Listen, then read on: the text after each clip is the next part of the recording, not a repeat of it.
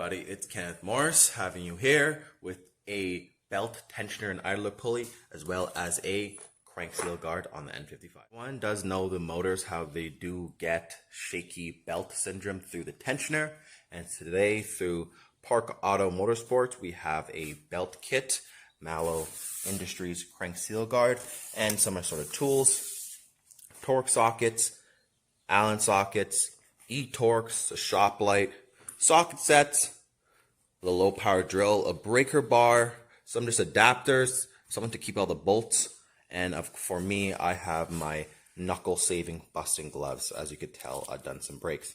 Into the product itself, in the Malo Industries crank seal guard, we do have a little bit of Loctite, the crank seal guard itself, some instructions, and the 2 extended bolts with washers.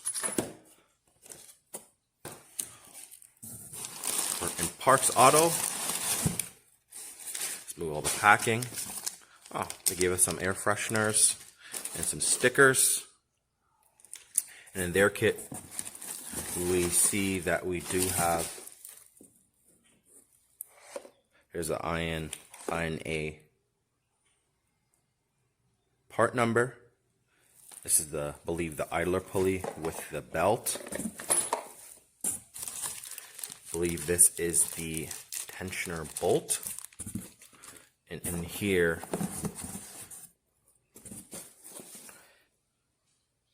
is the actual belt tensioner.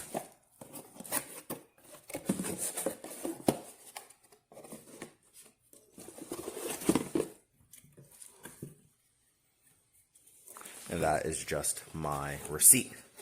So, the reason why I did choose the Malo Industries, as many people have not seen it up close like this, is also machined, anodized red, Malo Industries at the bottom. A Canadian company, which I thought to support, from BC, and there's no real lip. Get the camera to focus. It's almost like a machining edge, just from the nature of CNC machining. But it is one piece, which I do like. And pretty precision cut holes. Ooh, there it is. So, I shall tackle it and let you know how everything goes. Just to reiterate, guys, this is not a DIY, more of a product overview. There are plenty great DIY, such as Keys Motorsports, Feel Good DIY Guy, which I actually personally will also be running off of. So, let's get started. To give everybody a quick update, you see the idler pulley is off, no problem, and as well as the tensioner. So I am working on the harmonic balancer, but I don't know if the video is going to do it any justice, but the clearance is incredibly tight. So I tried to stick my E12 on there, but it didn't work, and I unfortunately just dropped it. So I used the Malo Industries instructions, and they state to remove the cooling fan and splash guards. They don't give too much instruction on how to do that, of course. So I had to jig up a 1 jack, 2 jack, and then a jack stand right in the center to then take off the splash guard, and then hopefully you can figure out how to remove the cooling. Take the cooling fan off, you need to remove the under tray, which everyone's probably familiar with. It's just a bunch of, you see right there, 8mm screws. That basically just go everywhere, and I have a whole bunch. So that's not very hard, just annoying. And underneath, you have to pull, the cooling fan's pulled up a little bit now, but you should just pull these back a little bit, like this, they're plastic. And push it a little forward. And then, move this coolant line, or I believe an AC line, not 100% sure, off of here. And then just push it forward, and then you can see there's a clip that holds this electrical wire. Take that off, and then use a screwdriver and pop this guy off from its little holder there. Up top now, sorry for the very ruffled paper. Up top there is one T25 bolt that goes right here. It's right next to this one. I just use it like this. And then over on this side, there is a pressure clip, which I'll take off and then shall show you guys how. Now, after having the fan pulled up, I got the harmonic balancer on. I did not do it from up top, as I got the fan pulled up halfway. I did tackle it from the bottom. And with this little contraption, with a little bendy wrench, or ratchet I should say, sorry, a 1/2 inch to 3/8 adapter, and a E10, and then takes off the crank harmonic balancer. And here it is. Actually a lot heavier than I thought.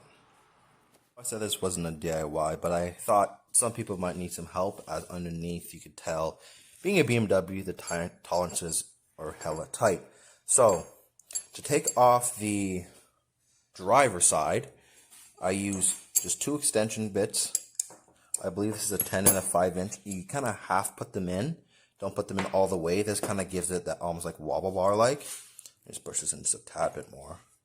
And then I have the E12 on that, and that way you could kind of feed it. There's like a gap right in front of the electronic steering rack. This is how you get the driver side. The passenger side is even worse. However, you use the opposite and go small. So this is an E12 once again that feeds into a 3/8 adapter to quarter, and then quarter 3/8.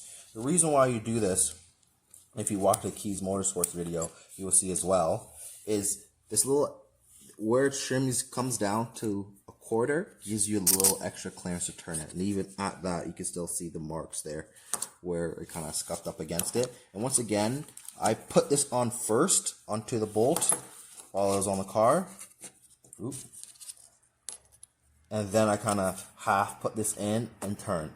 Nothing in here, this being a Canadian car and everything, even with rust, has not be too much stress and too much pain to take off anything. So this is a little helpful tip. The car now, this crank seal actually fits really well. As much as we discussed, there's not really much of an added lip on purpose.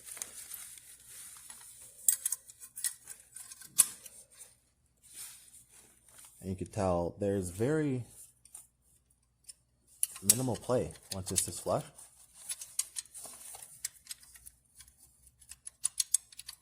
So even without the ridge, I believe this is quite a good fit already. So let me get the bolts on that they provide. Is tightened with a number 6 Allen key, HW6, and the Loctite they provide.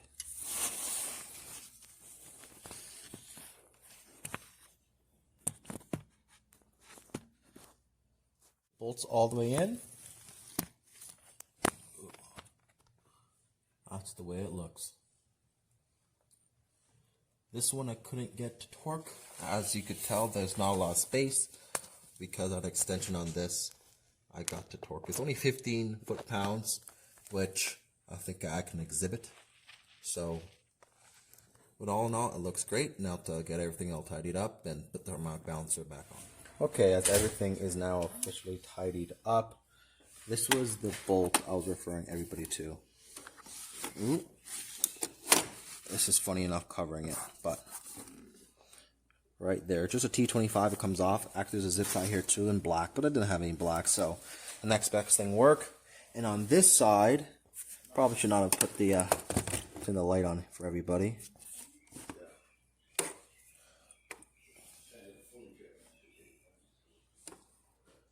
Right there, that tab right there is a push tab with a screwdriver. I'll get a screwdriver to show everybody. So now it is down and deep. I can get the screwdriver in there first. Right at the tip of the screwdriver blade. I know my camera's having an extremely hard time trying to focus.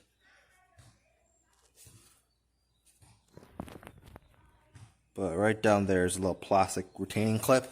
When you just put the screwdriver in, it kind of pops it forward, and then with the bolt unloosed on the other side, as well as the clips on the bottom, the fan could then wiggle up a little bit, and you can remove the electrical connector. That everything is on, as you can see, brand new tensioner, idler pulley, and belt. And the benefit of doing it from the bottom is you can verify the harmonic balancer underside with the belt is on correctly. And here we can see the old parts, which actually weren't in the worst condition. Like this belt is still pretty stiff, as you can see the bounce back, and there's not too much play. Let's see if the camera can pick anything up.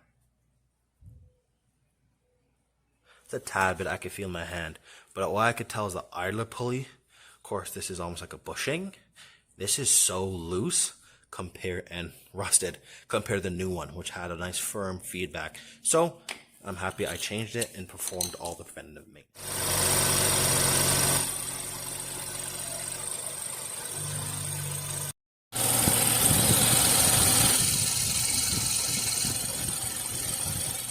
As you saw on camera, it may not be the biggest of difference on camera. However, I can assure you that it did tighten up a little bit.